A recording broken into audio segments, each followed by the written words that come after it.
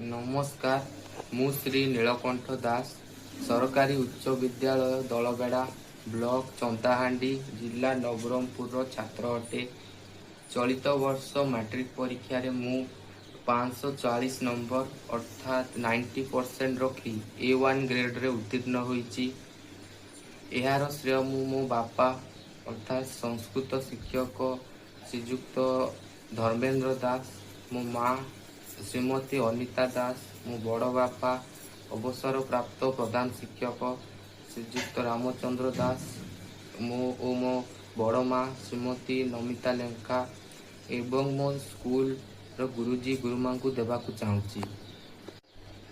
मु भविष्य रे जड़े डाक्टर होई आम जिला केन्द्रापड़ा ब्लॉक महाकालपड़ा और ग्राम महाकालपड़ार जनसाधारण सेवा करी बोली भाविची और मो बापा माँ बड़ बापा बड़ बों को स्वप्न पूरण करी बोली आशा करुची।